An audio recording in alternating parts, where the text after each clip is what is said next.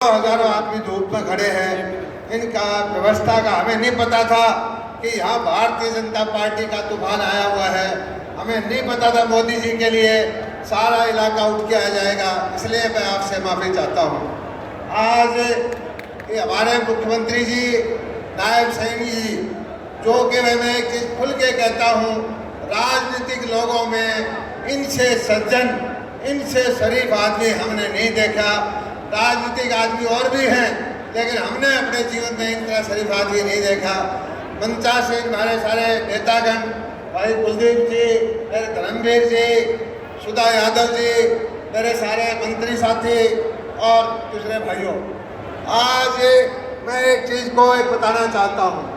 ये रेतली भूमि, ये हमारे लोहारों की, कुशान की, महेंद्रगढ़ की या नारनौल की, इसके लिए जो का काम भारतीय जनता पार्टी ने किया है, 10 साल में जो किया है, इतना काम कभी नहीं हुआ। सारी फसलें आपकी हम खरीदते गए। बाजरा आपका 800-900 बिकता था पुरानी सरकार में। मोदी जी की कृपा से मोदी जी ने सारी दुनिया में मिलेट्स का, बाजरे का प्रसार किया और वही बाजरा आपका आज 2500 रुपये में बिकता है।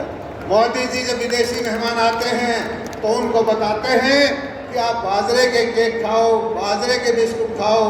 मोदी जी के हर कदम में किसान का हित है, मोदी जी के हर कदम में हमारे इलाके का हित है।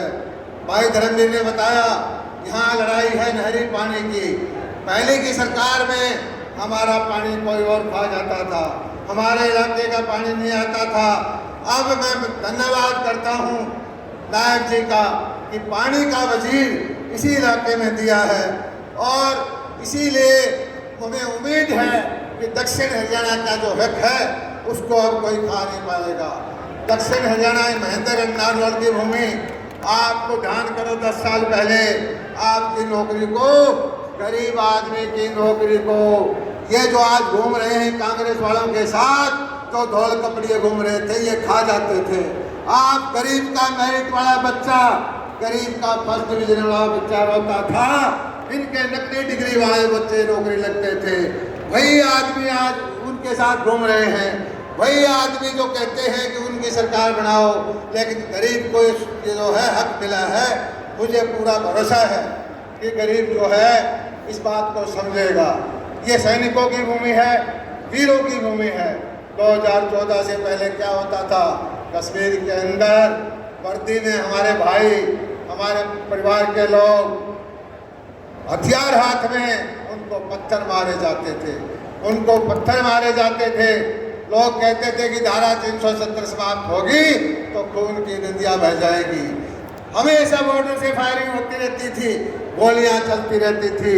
मोदी जी की सरकार आने के बाद पाकिस्तान का यह हाल कर दिया कि वहाँ 500 रुपये किलो में आटा नहीं मिल रहा, 500 रुपये किलो में गेहूँ नहीं मिल रहा। गोली गोला बारूद उनका खत्म कर दिया गया है, उनका सारा बारूद असला खत्म हो गया, बॉर्डर पे गोलियाँ नहीं चलती है। मैं कल की एक रैली आए थे, हमारे राजकुमार, कांग्रेस पार्टी राजकुमार शहंशाहों की पार्टी है, कोई देश के राजकुमार, कोई प्रदेश के राजकुमार। आपने देखा होगा उस राजकुमार ने सबसे पहले आते ही हमारे प्रेस को गालियाँ दी, प्रेस के भाइयों को धिक्कारा, प्रेस को कहा कि आप मोदी जी के चमचे हो। ये प्रेस, मैं कहता हूँ, लोकतंत्र का चौथा स्तंभ है। इन प्रेस की वजह से हमारी आज़ादी बरकरार है। ये प्रेस जनता की आवाज़ उठाता है और इस प्रेस को इंदिरा जी के ज़माने में गला घोट दिया गया था, इनकी फांसी लगा दी गई थी। आज वो प्रेस को कोस रहे हैं, उनको मैं कहता हूँ ऐसा करने का अधिकार नहीं है। कल वो देखा मैंने, उन्होंने इतनी घोषणाएं की कि हमारा भारत सरकार का खजाना है, उससे 5 गुना ज़्यादा घोषणाएं कर दी। हरियाणा के बारे में मैं देख रहा था, उन्होंने कहा कि करोड़ों परिवारों को महीने में इतना पैसा दे देंगे। उस भाई को ये नहीं पता कि हमारे यहाँ करोड़ों परिवार नहीं हैं, हमारे लाखों परिवार हैं, और वो जो कोई लिख के दे देता है वो ऐसा बोल देते हैं। उनकी घोषणाओं को देख करके मुझे एक बात याद आती है। एक किसान की भैंस गुम हो गई थी और उसको भैंस नहीं मिल रही थी। वो अपनी भैंस को ढूंढने के लिए गया, एक मंदिर में गया हनुमान जी के, उसको कह दिया कि भाई आपको बाबा जी मेरी भैंस मिल जाए तो एक खंड का दूध चढ़ा दूंगा। भैंस नहीं मिली, फिर अगले दिन वो गया शिव जी के मंदिर में, उसको कहा कि एक भैंस मिल जाए तो एक आपके मिठाई चढ़ा दूंगा। इसी तरह करते देवी के मंदिर में गया और चारों खड़ों का दूध चढ़ा दिया। किसान का बेटा बोला कि बाबा जी दादा क्यों घूम रहे हम, दूध तो सारा चढ़ा दिया। वो बोला किसान, वो राहुल गांधी बोला एक बार मेरी भैंस पा जाने दे, इन बाबा ने तो मैं देख लूंगा, इन देवी देवता ने तो मैं देख लूंगा।